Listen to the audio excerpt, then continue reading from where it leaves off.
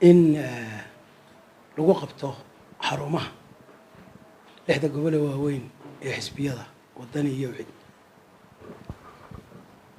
markaan soo dhaweeyo waa war la qaba warkaas markuu naga baxay oo qoraal ku baxay oo guddoomiyaha xisbiga cid ee isbahaysiga asagu yiri ana guddoomiye ah qoraalka loo dhiibay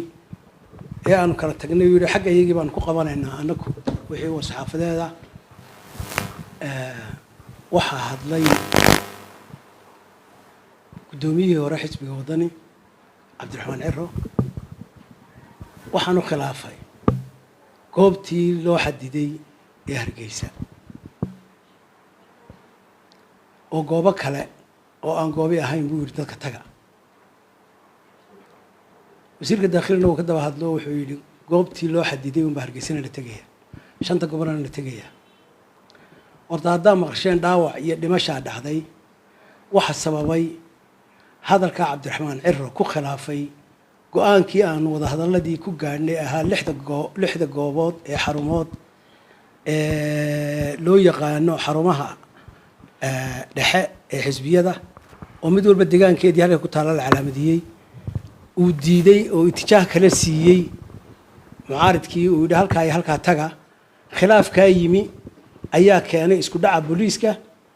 iyo dadweynihii ay soo abaabuleen ee mudaharaadayay waxay kaliftay shanta xaafadood marka laga reebo New Hargeysa in dadkii mudaharaadkii ka fadhiisteen oo ay diideen xaafadda oo aniguna deegaan u ahay aanan deganayna cirana ka soo jeedo ayay ku soo ururtay hoteelka maamuus ilaa kaalinta ilmo shukri oo ay dhex cararayeen asaga iyo xirsi maalintaa wixii la dhigay asbaabta dadka lagu laayeen ayagu sabab u hayeen hor kacayeen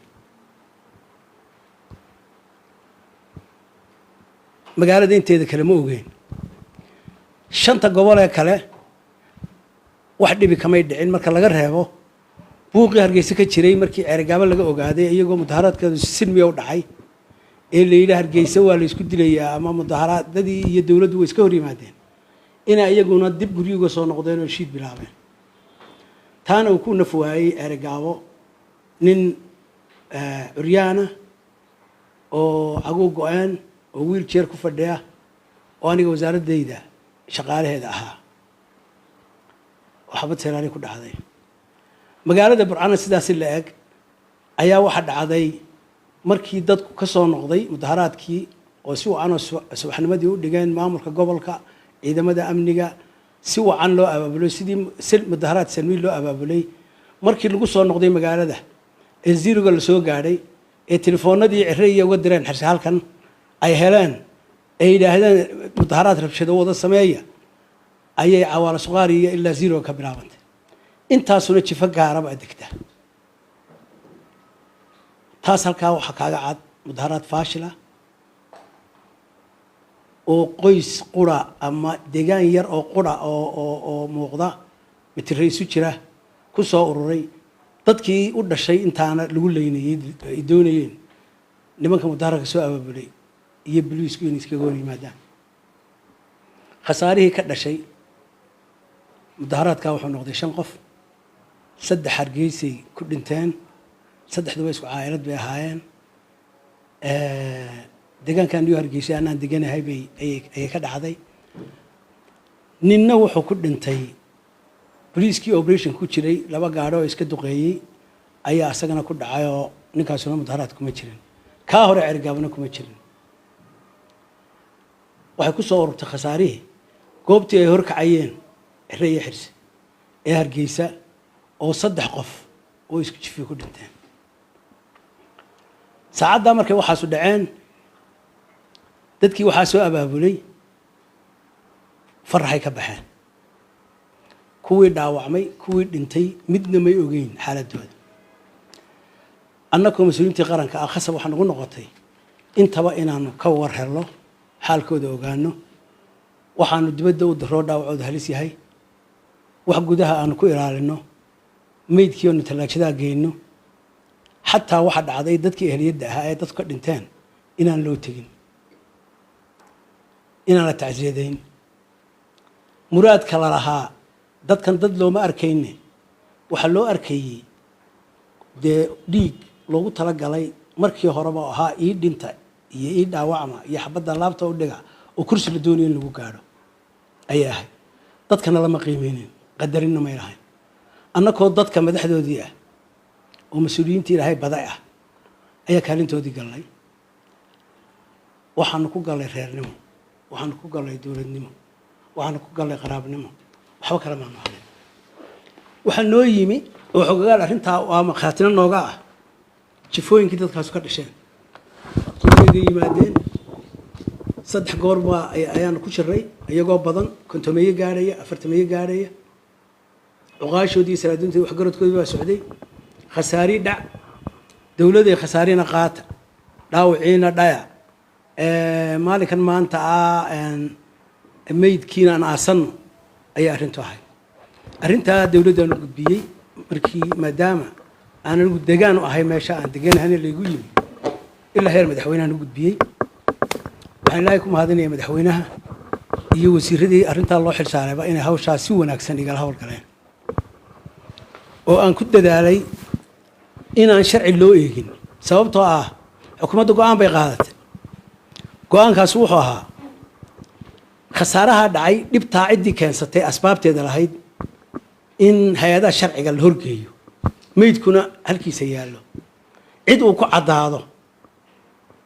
وحن كعد صدي دولة ديلا هير مدحوينه كيس كونه هالصعدة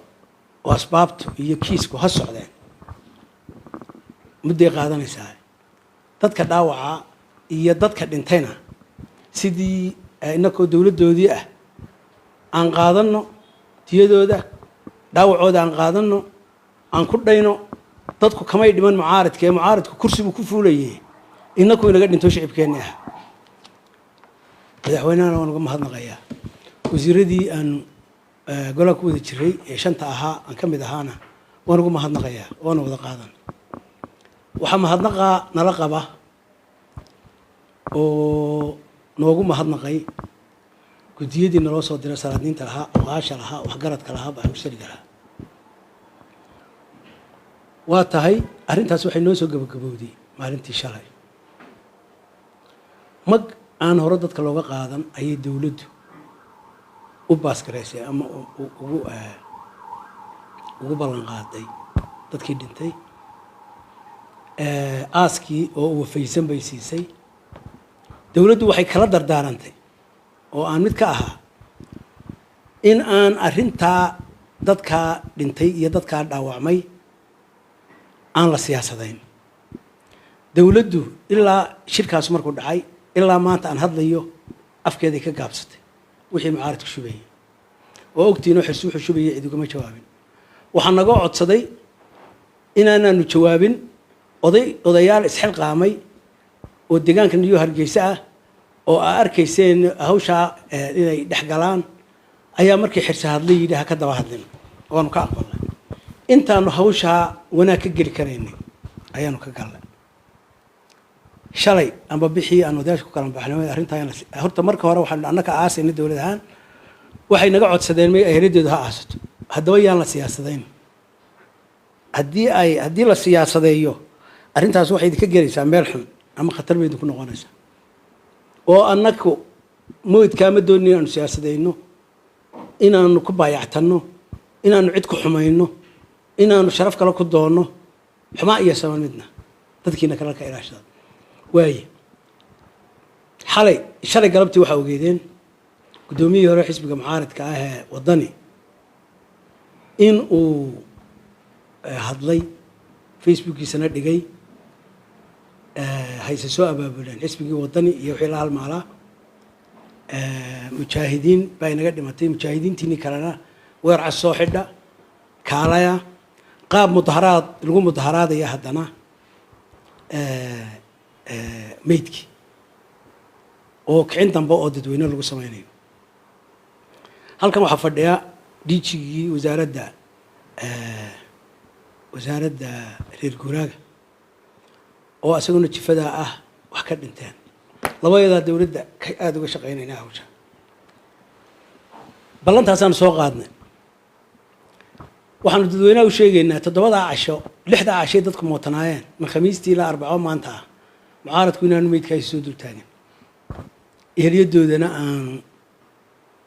tacsiyadayn una tegin hadday tahay tacsi afa iyo hadday waxtar kala tahay midna ula tegin